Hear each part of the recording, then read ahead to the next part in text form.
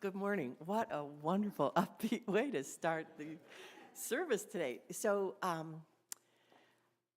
in 1961, Senator John F. Kennedy, who was running for president, he campaigned all day and had scheduled a final stop at the University of Michigan. Well, he got there at 2 o'clock in the morning. The press had left. There was nobody there, but 10,000 University of Michigan students were there, and he gave an impromptu speech. He asked them, he challenged them, he said, how many of you would be willing to take what you're learning at this great university and share it with underdeveloped countries throughout the world? The response was amazing and enthusiastic. So one of the very first things Kennedy did when he became president was he established the United States Peace Corps as a government agency. And since that time, in 1961, over 240,000 Americans have served in 172 countries around the world, taking the skills that they have and sharing them with those people. I had the privilege of being a Peace Corps volunteer in a very small African country called Lesotho from 2004 until 2006. And so my talk this morning is going to be how I went side by side with those wonderful people in Lesotho. So I'm looking forward to telling you about it. Thank you.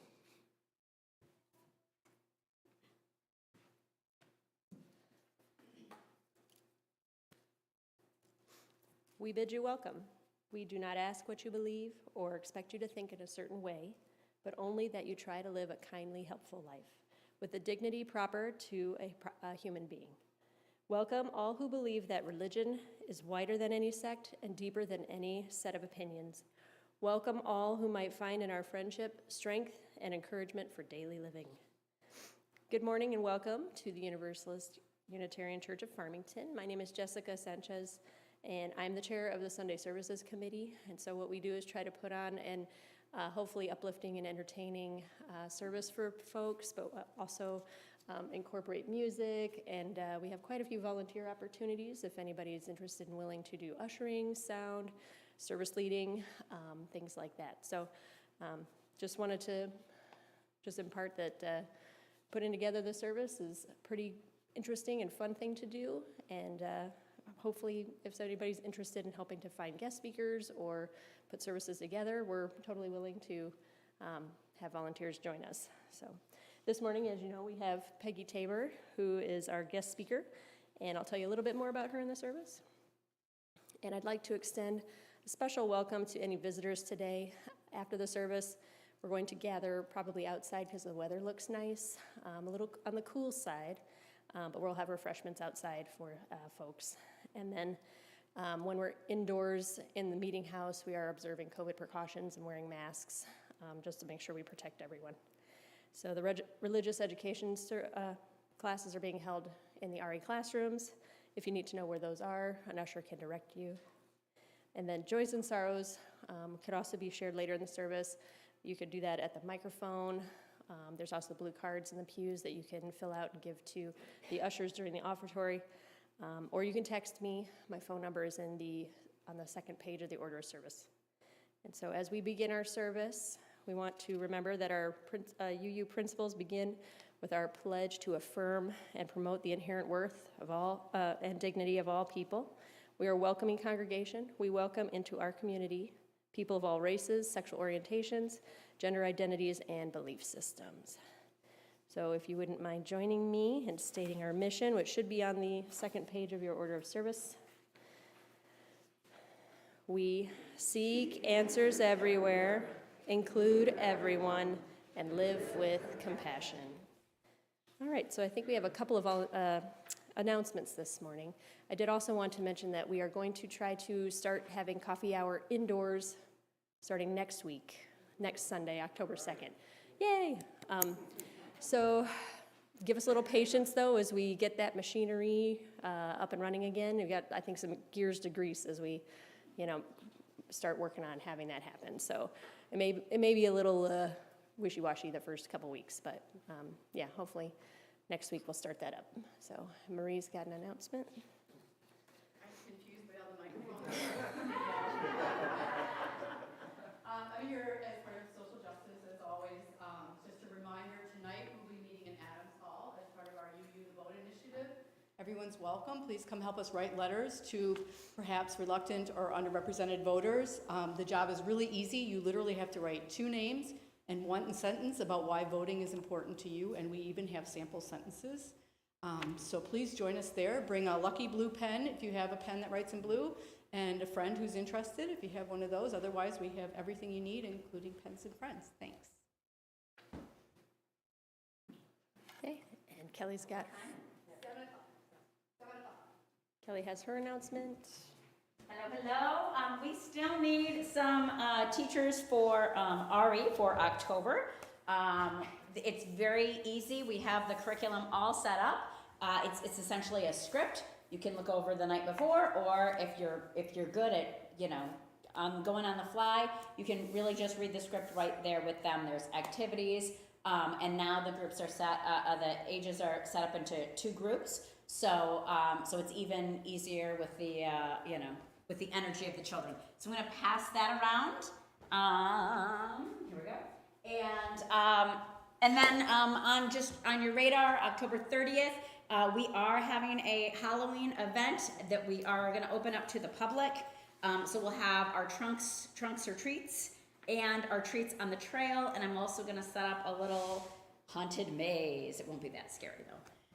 So it'll be a lot of fun, and we're going to need as much help as we possibly can to make it go off wonderfully. We've done it before privately without going public, and this year we're going to go public.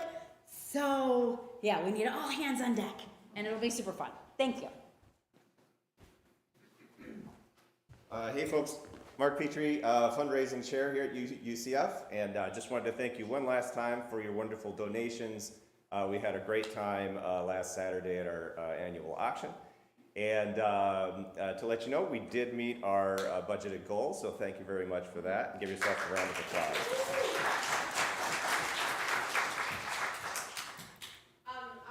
I have some extra yard signs of those ones that say like we believe Black Lives Matter and women rights and human rights. You know, you've seen the ones. Anyway, if you're interested in one, come see me in coffee hour because they've been sitting in my garage for a year. Okay, so please also check the UUCF website for other announcements, or check your e-blast and your emails, and then check for some upcoming events. So our speaker today is Dr. Tabor. She is a certified integrative wellness and life coach. After a corporate career with Xerox, which included designing and delivering training programs to managers, both in the U.S. and abroad, she spent 2 years in Sub-Saharan Africa as a U.S. Peace Corps volunteer. She holds an MBA in marketing and communications, as well as a master's degree in metaphysical science and a PhD in philosophy. Welcome, Dr. Tabor. Thank you, Jessica. Okay, so, oops. Do I just... There we are. So Lesotho is a beautiful country, way in Sub-Saharan Africa, and I had the privilege of being a Peace Corps volunteer there from 2004 to 2006. So let's just... I love your technical capabilities here. It's the best. It's the best ever. So when you join the Peace Corps, you have really 3 jobs.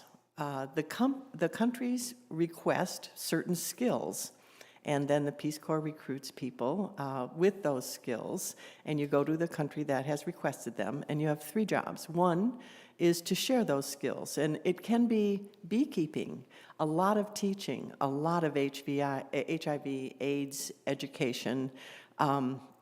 I was a business development manager, so I started all kinds of little businesses in this country that I went to. But so the first job is to go and take your skills to that country and let them see that the United States has a peaceful outreach program to the world and give the folks, a look at Americans, what Americans look like.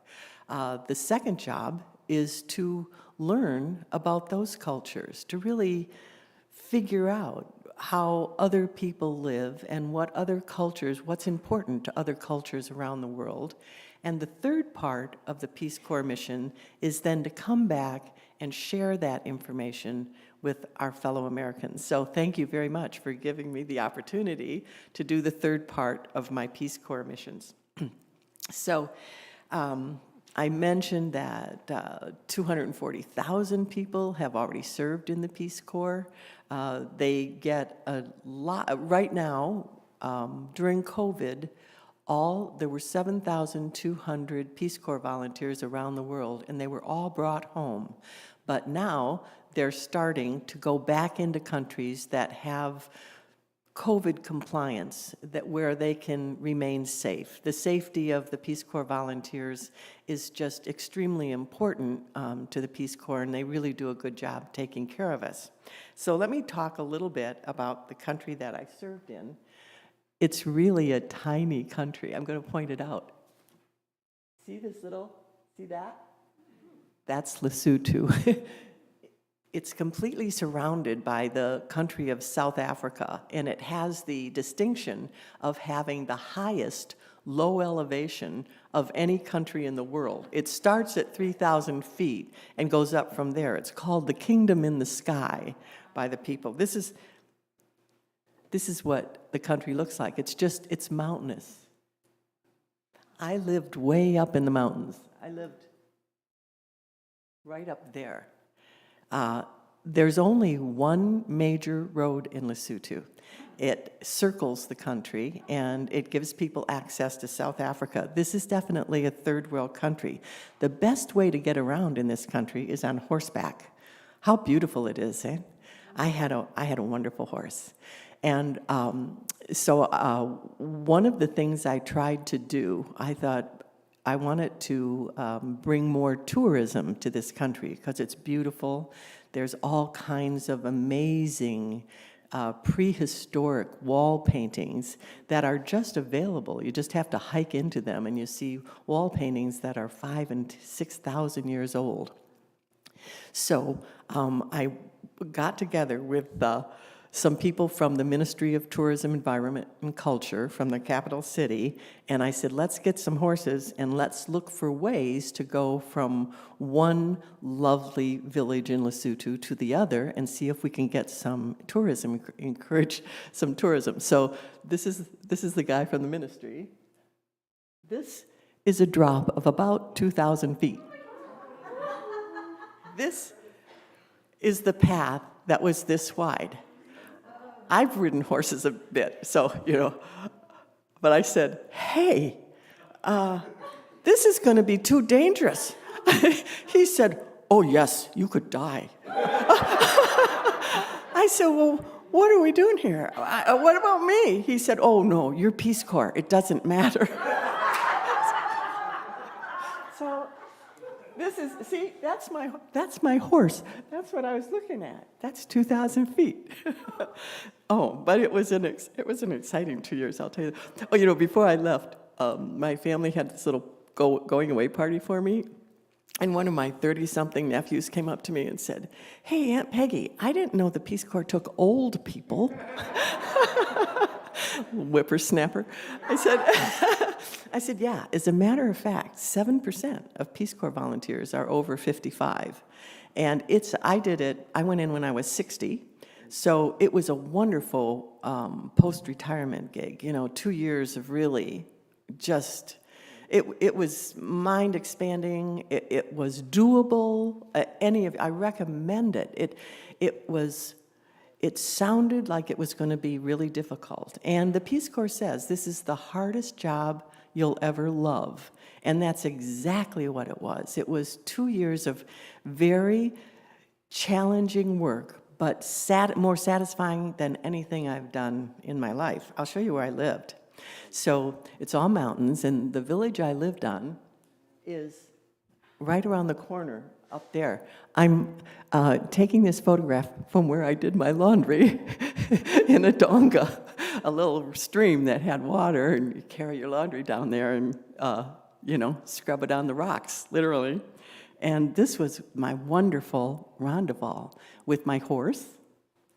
That's Lance. He was like my Volkswagen. He just got me everywhere. And I lived in this 12-foot wide rendezvous. It was comfortable. It gets cold in Lesotho. It snowed. It snowed while I was there. Much closer to Antarctica than we are to the equator in this country, and at that high altitude. So one of the things I worked on was getting a ski resort started. I think big. So in Lesotho, you live in a little hut, but you live in a family compound. And I lived with a wonderful Basotho family. When I went, the village adopted me. They had a ceremony, and they gave me a name, and my name was Mentabisane, which means rejoice with me. I loved the name they gave me. And they had a nickname that they called me Mentabi. I'd walk through the fields from one place to the other, and people are out there, subsistence living, just working in the fields, and I'd hear Mentabi, la la la la la la la. It was very welcoming. They were very warm and welcoming folks. So this is what the village looks like. It's kind of hard to see these, but they're very small. The villages are really small, and they're just here and there. So the village I lived in, I think it had maybe 100 or 150 little huts or, very buildings that were made out of concrete blocks with tin roofs, which people thought was really cool. If you had a tin roof block house, you were kind of upscale. Mine was kind of considered a hut, but they were terrible. During training, I was in a village for 5 weeks just to get used to village life, and I lived in one of the tin roof huts. It was terrible. The rain would fall on it, and it was noisy, and it was cold, and there's no heat, or obviously no heat, no electricity, no plumbing. The plumbing bathroom is called an open pit latrine. They built one just for me when I got to the village. It was very nice of them. This is my family. The missionaries came to Lesotho in about 1790 under a wonderful king called Moshweshwe Wapele. He invited the missionaries in, and so the first thing they did was start having the people wear more clothing, and this is traditional Basotho clothing. The father of our family, I only saw him a few times when I lived there because he worked in the mines in South Africa, which is really the only employment. Unemployment's like 60 or 70%. There is no employment except working in a mine or in the towns. There's little stores and things. The Chinese have built some factories to make fabrics and clothing in Lesotho, and when you drive by those factories, in the fields next to them, there'll be hundreds of people sitting, waiting for someone to get sick or die so that they can go in and have that under the minimum pay job. So unemployment's a huge problem. This little baby arrived my first night on the job, and I helped deliver that baby. It was pretty exciting. This is typical family dynamics. This is Mema Chika, the mother of the family I lived with, and her son, Chika. Her name is May Machika, mother of Chika. She had a different name, but when she had a son, then her name changed to be the mother of the son. And it's totally, she could carry anything on her head. And it would be completely inappropriate for him to offer to help carry anything. It's just not the way the society is. Women are legal minors in this country. You can't have a bank account. You can't own anything without signatures of some male in the family. It's one of my friends that came into Lesotho with me was a fabulous lawyer. Her name was Lois Williams. She was a partner in a law firm in Washington, D.C., and she did this when she retired. She decided to do the Peace Corps, and she worked very hard to get legislation started, to get some test cases going that would allow women to have the authority to sign a document without having a male co-signature. But that's the way it was. And she did, she got a couple of cases going, and it's a slow process, but I think eventually there'll be more freedom for women or more empowerment of women. So here's little baby, Moketsi. So I was in my hut. First night, I was scared to death. It's laying on the floor. I had my flashlight, and it had been a storage hut. They'd stored grain, so there were spiders in there. And I flashed my flashlight, and I saw a spider that was like from the Tarzan movies. And so I'm just heavy breathing and flashing my flashlight all over all night. And at about 2 a.m, I hear a knock at the door. And Mema Chika, the mother of the family, said, "Please, Mentabi Singh, baby, it comes." I said, "Oh." So the Peace Corps gives you a little medical kit and with plastic gloves in it and paper towels. And my sister had given me a book called Worst Case Scenarios. And one of the pages was, what do you do if you all of a sudden have to deliver a baby? So I took my flashlight and we went to they lived in a house. They had a cinder block house with a tin roof, and we went next door, and here's here's the mother laying on the floor, just the dirt floor, and she's seriously in labor. So I said, let's boil some water, only because I'd seen it in movies, you know. That's what you do, you boil some water. And I put paper towels, I had a whole roll, all underneath her, and then I sat, so she was leaning against me, and then the mother, Mema Chica, she sat with her legs apart so that Madaneo could put her feet on her mother's thighs and hold her hands to come up and when it was time to push. The baby came. So when it was coming time, I came around and I caught this little baby coming out, and I knew there was something about umbilical cords, but I didn't know exactly. So I tied it on both sides and cut it through the middle with my dental floss and my Peace Corps scissors. And that was my first night on the job. It was very, very cool. So he's a darling, just a darling little boy. And he called me, he would run around, they don't wear any diaper, they don't have diapers. So he'd just have a little shirt on, and he would come into my hut, and he'd be so excited because I always had special treats like fruit and things, and he usually would pee on the floor. I'd say, no. For a long time, he thought my name was May No. She's the one, no. So the way people have anything to eat in this country is subsistence farming. And from early morning till late at night, they're on these fields that have been farmed.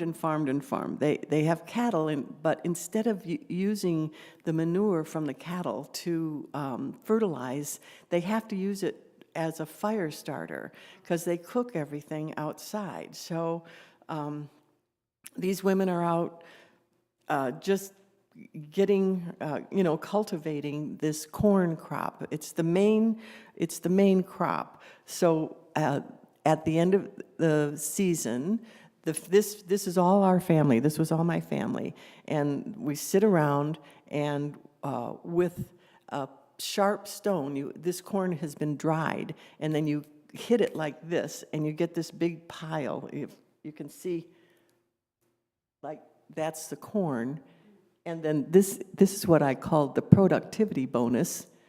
However many you got, everybody shared the corn equally, but the more cobs you clean, these really start fires really well. So everybody wanted to do as much as they could. I always sat in for somebody who was sick, and then I got to take the corn cobs to that person. And of course, the HIV infection rate in Lesotho was enormous. They're fourth highest in the world. And so there was always, every weekend. They used to have celebrations, but it's just funerals, because every weekend there were funerals.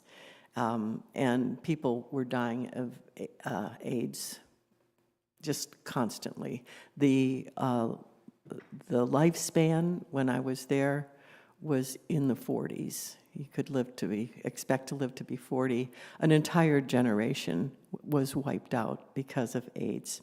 So this corn is then ground into meal, and it's cooked outside. This is, by the way, see, that's cow dung. That should have gone into the soil, but it really starts the fire. There's not that many corn cobs, So she's making a dish called papa. It's just ground corn with water, and you cook it, and it's like a polenta. You serve it normally with a green, with morojo, which is anything green that can be eaten. And the greens are cooked with salt. So you take the corn, dip it in the green stuff, and eat it, and that's pretty much, unless you had a couple chickens. And at funerals, they would kill a cow frequently for a funeral, but that's it. That was the entire diet for these folks, papa and morojo. I I went down to the clinic, which was far, 9 kilometers away, and met the wonderful nurse, a Zulu nurse that worked there, and she said, she wanted me to sit in on all these exams. I said, please, no, I don't know anything about medicine. She said, you need to know what the people in your village are dealing with. And so I sat through, and about 1 out of 4, she would, after the person left the exam room, she'd say, this person is starving. This person is starving. So it was a matter of getting enough food to the village was really one of my primary, it was just one of my primary jobs. And I'll tell you a little bit about how I did it. But these people are making a beer, a very sour beer out of sorghum. Alcoholism is a problem in this country. This beer tastes absolutely terrible. It's I tried it twice. I thought after the first time it can't be as bad as I remember. And then I had it again. I said, it's as bad as I remember, but it has a pretty high alcohol content. It has the consistency of about cream of wheat. Yeah. And they love it. They drink it by the pailful. So these women are working together to make some money. They're making this beer, and when it's finished, they'll put a little flag in the roof of their hut saying, and people will come with pails, with their pail, and they'll get a pail of beer for a few cents, for very little, and then get absolutely drunk because it's got a pretty high alcohol content. Hard way to get drunk, in my opinion. So most of the young boys are herd boys. There's education in Lesotho. There's primary education for everyone, and it's there's not very many teachers, so the education is really sparse. They don't learn a whole lot because there's no books usually. In the school that served the community where I lived, there were wonderful teachers that tried their best, and they taught mostly songs and dances. But the herd boys don't even get much of that primary education because they have to take care of the cows. Wealth in this country is measured by how many cows you have.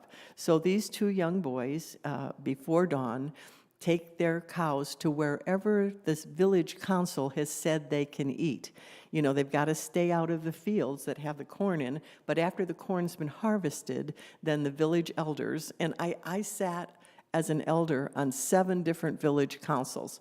I never knew what was going on, but they like to have the white woman there, you know, the American Peace Corps person. I had more prestige than I deserved by a long shot. But they would decide where the cows would go. That would be one of the elder council's jobs to do.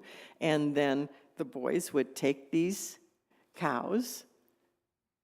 Look at the size. This is like an 8 or 9 or 10-year-old boy. They take a bag of papa, that ground up corn. They go up into the mountains or off, and they cook their little papa, and they eat, and that's it. They take care of cows or sheep. So the boys really are herd boys. The girl, now this is, I just wanted to show you the difference between before and after the missionaries, how people dressed. These are little girls, and this is typical way that girls dressed until the missionaries came, and then the little blue dress became the typical way the girls dress. The Basotho people are proud of their heritage with good reason. They have a fabulous cultural heritage, and at every festival celebrating their heritage, everybody dresses in traditional clothes, and they do dancing. These girls are wearing skirts and doing songs and dancing. The singing and the dancing reminds me of this morning's wonderful presentation. Every time you show up somewhere, they will sing and dance for you. And it's very joyful, very wonderful.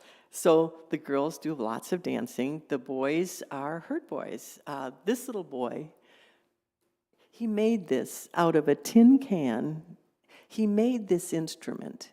I happened to be just riding my horse in this area, and I came across this little guy, and I said, "Can you play this for me?" If he was anywhere else, he would be sent to Juilliard. He was, this is a tin can and reeds that he's designed an instrument out of that played unbelievable music. There's no chance that he will ever, he'll always be an asset to the village to entertain, but I saw so much talent there with so little opportunity for it to be developed. One of the wonderful things, there's a group called Friends of Lesotho, and one of the things that they have is a scholarship program, and you can contribute to that, and you can get, people were coming to me with children with enormous talent. Can you get them even into high school? Because high school costs a little money. Elementary school is free, but you have to, and there was no money. So we were constantly getting scholarships for kids to go to high school. The biggest part of a male's cultural life in this country is circumcision school. When kids are between the ages of 14 and 18, they go up into the mountains for 3 months, and they learn all the secret stuff. It's, all the songs and all of the important things that they need to know to be a good Basotho man. And it's a terrible, it's an open opportunity to pass along HIV/AIDS, because one of the things they do is they do like blood brother things. The sangomas, the traditional healers, go up there and they cut one, and then they become the blood brother with the other and the other and the other. And if anyone along that line is carrying the AIDS virus, it's passed to everyone from that point on. So one of the things I did as a Peace Corps volunteer was I got like hundreds of razor blades. And the sangomas became my very good friends. And I would give them lots of razor blades, and the rule was one blade, one boy, and then the boy got to keep this razor blade, which was a treasure. They didn't have any, you can imagine how handy that would be. I got single-sided once. And that's, we were taught to not try to change the culture in any way, but to try to make the culture safer. So, and HIV/AIDS, it was the major problem at that point. These are sangomas. They're just wonderful people. I worked with them every single sangoma. I worked with a group of about 14 of them all the time. They were the important people in the village, and they could get the information that I wanted to share to the villagers in a trusted way. And every single one of them tested positive for HIV. Every one of them. How could they not? So one of the things I did was get them all on medicine, HIV medicine, which extends their life. I went back in 2008 to do another project, to do get clean water for these villages, and I was so happy that only 2 of the 14 sangomas had died. The rest of them were on prophylactic medicine, which works pretty well and extends their life. Absolutely wonderful, caring people. They cure through chanting and prayer and very strange drugs. Very strange medicine. I don't want to be here for 2 hours, but if you really, I want to tell you about what they did to my horse, but that's another time.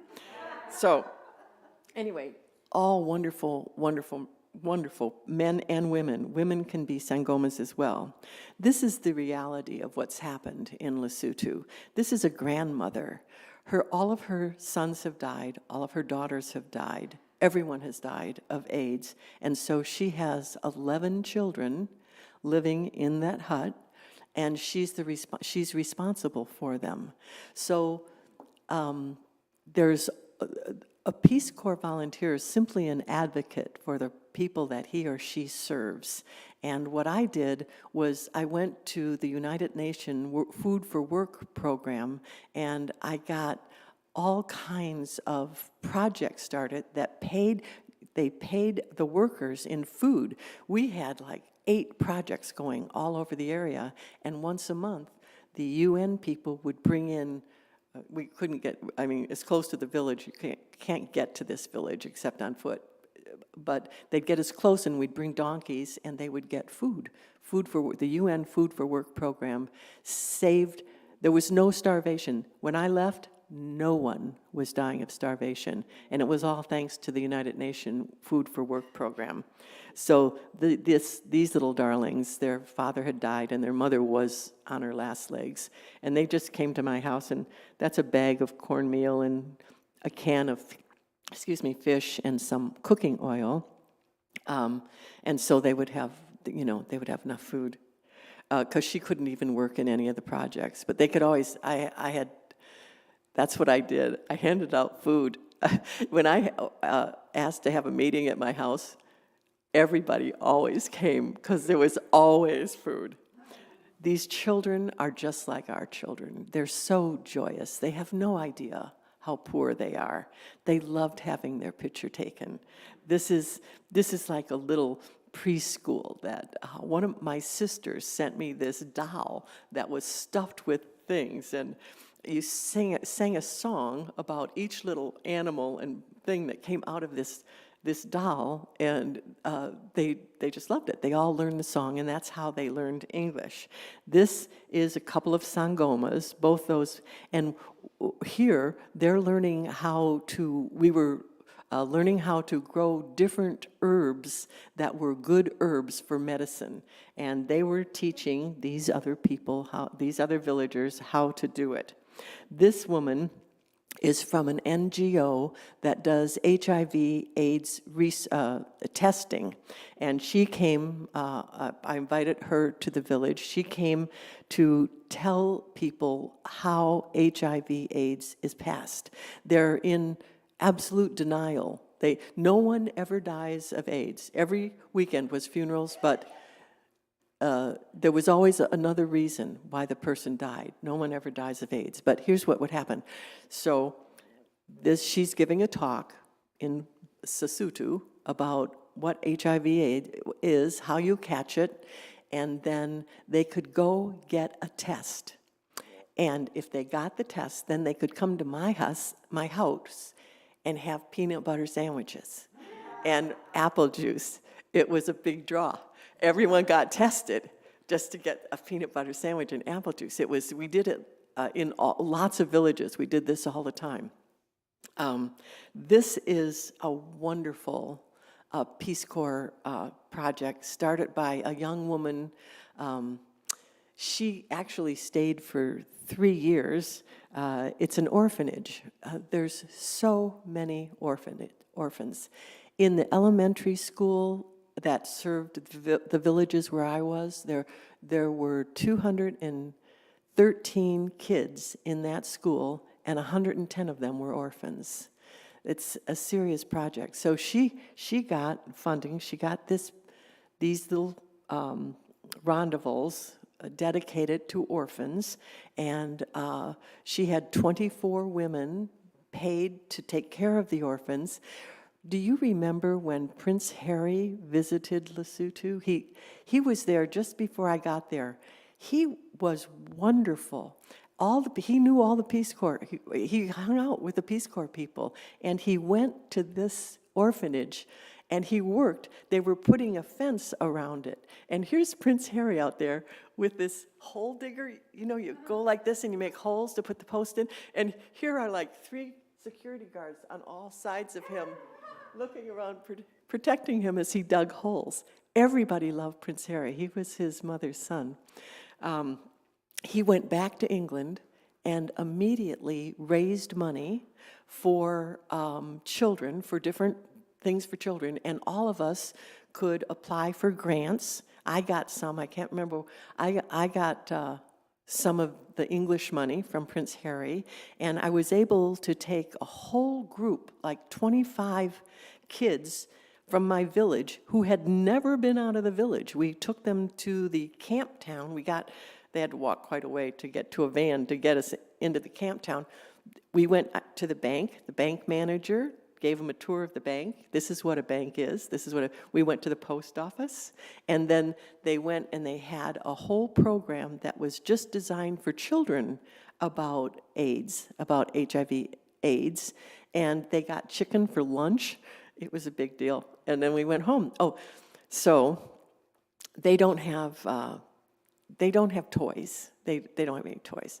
One of the things there's plenty of in this country is condoms. There's condoms everywhere because it's the one thing, nobody will use them, but it's the one thing that's available. But here's what they do with condoms, the kids. They blow them up, it's big, and like put two in tight, and then they tie them, and then they wrap them in like a plastic bag, a trash bag, and then they wrap like grass stems around them, and it makes balls. And that's, when you see kids playing with balls, they're condom balls. And that it's their football, their basketball, their soccer balls, they're condom balls. So here's another wonderful Peace Corps project. This is plastic that comes in shipping containers. Sometimes stuff is wrapped in plastic, and these are just branches from trees. One of the Peace Corps guys figured out how to make greenhouses. The growing season, of course, is very short because of the altitude, and so they built all these greenhouses extending the growing season, and again, dealing with the issue of starvation. And here's another Peace Corps project. Instead of planting like this on the sides of hills, this Peace Corps volunteer showed them how to do this kind of planting so that the water would run down. This is one of my favorites. This was started, this is a weaving factory. All of these women have some physical disability, but they were taught how to weave by this Peace Corps volunteer. She built the building. When you go to, these are some of these beautiful tapestries. This tapestry starts by shearing the goat or the sheep, and then weaving on a spinning wheel, weaving the threads and then dyeing them, and then making these beautiful tapestries that illustrate village life. It's done in this building. This building was raised by a Peace Corps volunteer, and the walls are made out of tin cans. It's the coolest thing. We all started building buildings out of tin cans. Win-win. The towns are just trash. There's no trash pickup. Now everybody's picking up. You would never see a tin can and taking it to a place run by a Peace Corps volunteer. They get a couple pennies for it, and then they make these walls so they're not using up the wood. This is pretty good insulation. These tin can buildings were just brilliant. This is one of my projects. Of course, there's no way to get the people to the one little medical facility. So I found this guy, Moruti, Intate Moruti. He had this old truck. This is Intate Lefa. He's a Sangoma. He was like, he was so helpful. And we would go and get old, sick people, transport them to the medical facility. He would stay with them all day, and there was always someone selling papam rojo, so he always had enough money so that they could have something to eat during the day. And then I would go with Maruti into town, and we would buy food. And then we'd get that, he could drive that truck. You would never believe how he would drive that truck to get it as close to the village as possible so that we could hand it out. That's the same lady that was outside her hut with all those children. And so all of the old people that were taking care of orphans would get food that we would bring up to the village, and then we'd go back down and pick up the old people and get them back up. Another one of my projects was to start a cultural village. The village I lived in was called Menkwaneng, and it was the birthplace of the Basotho people. It was the birthplace of Moshweshwe Wapele, the king of Lesotho, who actually made a pact with Shaka the Zulu. Shaka the Zulu guy came through and just wiped out this part of the world, but he left these people alone because King Moshweshwe made a deal with him. So we wanted to build a cultural village that celebrated that, and we did. This is one of the big, everybody got paid in food for working on this. So this is a circa 1785 rondaval or hut. Look at these workers. I mean, you know what these ladies are doing? Have you seen anybody showing up at work with this kind of attitude lately around here? It was just amazing. So they were just so happy. And they were, you know what they're doing? They're cutting big chunks of rocks out of the mountain, carrying them on their head, miles to work on this cultural village project. And this was payday. Our village is here. The village is here. This is as close as the trucks could get. But at dawn, the whole village would sit on the side of the mountain looking for the United Nations truck, big flatbed truck with all this stuff on it, and they'd sing God Bless America. They said, Metapacine, why do you always cry? I said, because I'm so happy. Sorry, it gets me every time I think about it. So, well-organized organization. Everyone, we had a community-based organization that I founded when I got there. It had a constitution. It was registered in the capital city. I went in with all the chief and all the elders. Everyone signed it. So we were a legitimate CBO, community-based organization. So we could get all this help from there's lots of help. It's just a matter of getting it to the people, and that's the Peace Corps job. So wonderful records. I've worked with many committees in the Xerox Corporation. I've never worked with better committees than these people. This is a cooking class, learning how to eat more healthy foods. This was one of our wonderful ones. This is a chicken farm, World Vision. We got all these chickens. We got the money for the chickens. We built a house for them. And then the eggs went to the orphans in the village, except for the ones that we needed to sell to pay for more feed for the chickens. This was the chairman of this project. We got him a scholarship for college, bright as a bean, this guy. The school had no toilets. I mean, they just went out in the field. So I got a grant to build toilets. And this is that project. And here's the completed toilets, one for the boys and one for the girls. It's, open pit. It's like an outhouse, but nevertheless, better than going in the field. I went back. One of the things I never got to do while I was there, I just ran out of time, was get fresh water. So I went back in 2008. I came home and raised some money and went back, and we brought fresh water from the mountains. There is water in Lesotho. That's the one thing that they do have is water, but not fresh water. People would drink out of the same water that cows were, it was, so intestinal parasites was a huge and horrible problem. But we built a wonderful well. We brought water to 1,500 people, fresh, clean water. It says water is life. This is Moshweshwe. This is the guy who carved this in the wall. It was such a celebration. We we at the school, I had a writing contest. All the children had to write why clean water is important. And then we gave out medals to everybody. Everybody got medals. It was so fun. So we know that children are the future. And there's so many ways to help.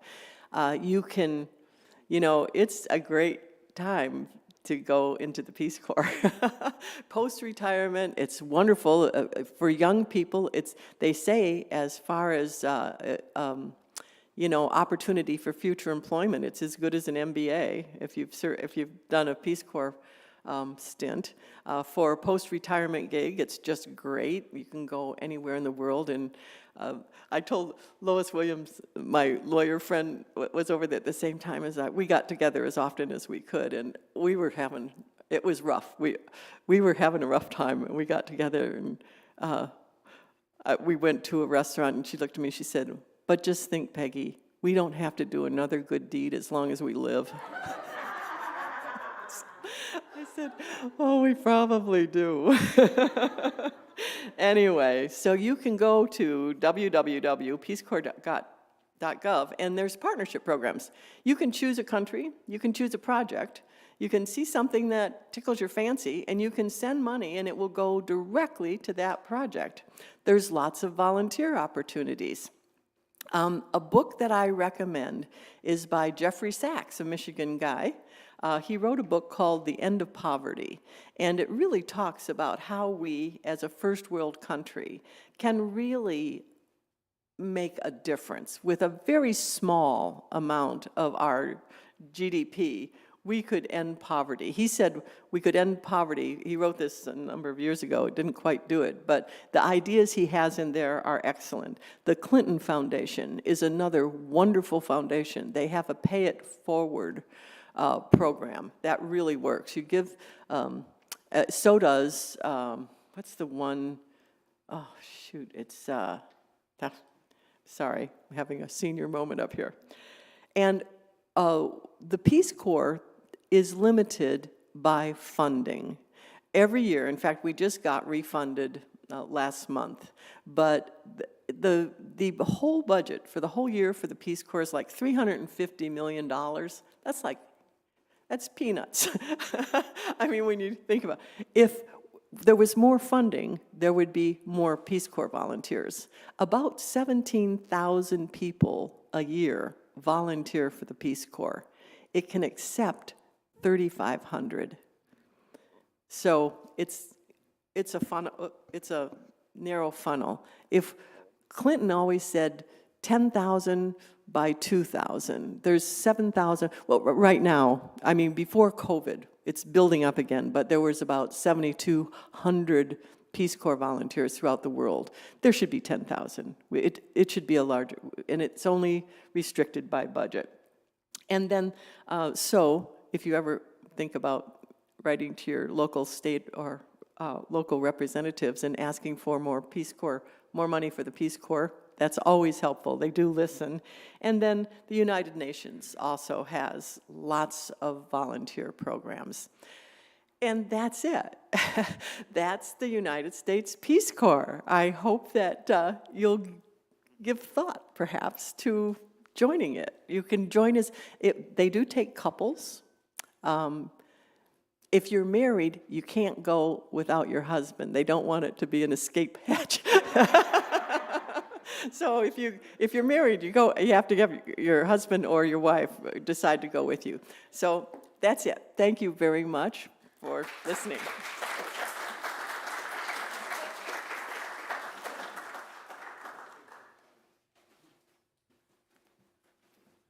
Thank you so much, Peggy, for sharing all those amazing experiences and letting us know like different ways that we could help. So I really appreciate it.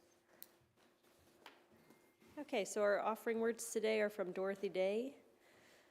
People say, "What is the sense of our small effort? They cannot see that we must lay one brick at a time, take one step at a time. A pebble cast into a pond causes ripples that spread in all directions. Each one of our thoughts, words, and deeds is like that. No one has a right to sit down and feel hopeless. There's too much work to do.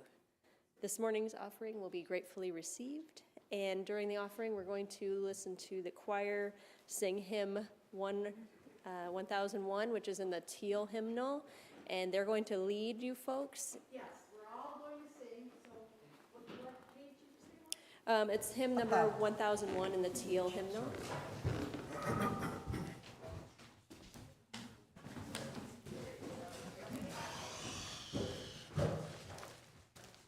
So we have a little bit of an introduction that we sing, and then when it's time to start singing the lyrics in the hymnal, I will let you know. All right? Are we standing or sitting for this hymn? Stand as you are willing and able. All right.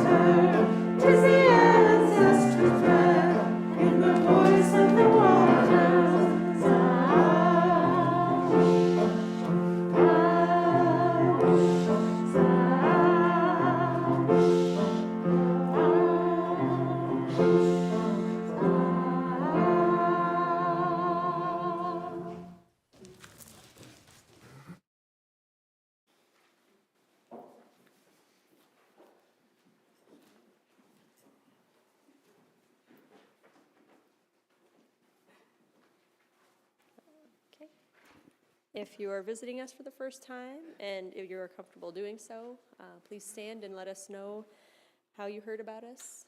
We'd like to meet you. I don't think I see any new faces today.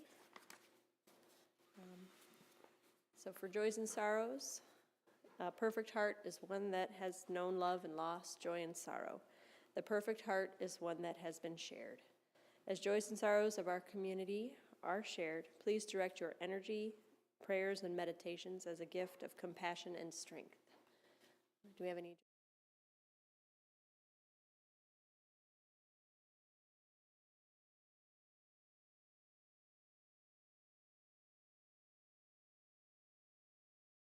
Before Peggy has some closing words.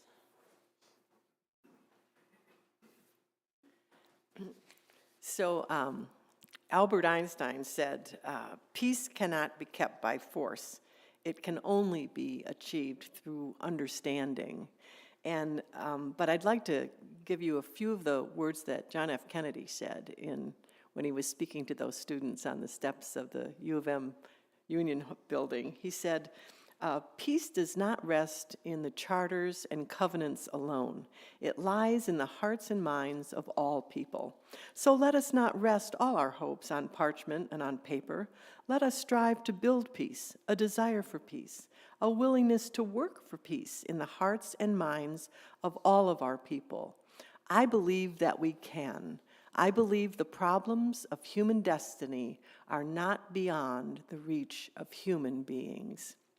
And I'd like to leave you with the thought that may you all leave here as kind of virtual members of the Peace Corps, and may you take the peace and understanding that's in your hearts and spread it to everybody that you meet. May you go now and always in peace. Thank you.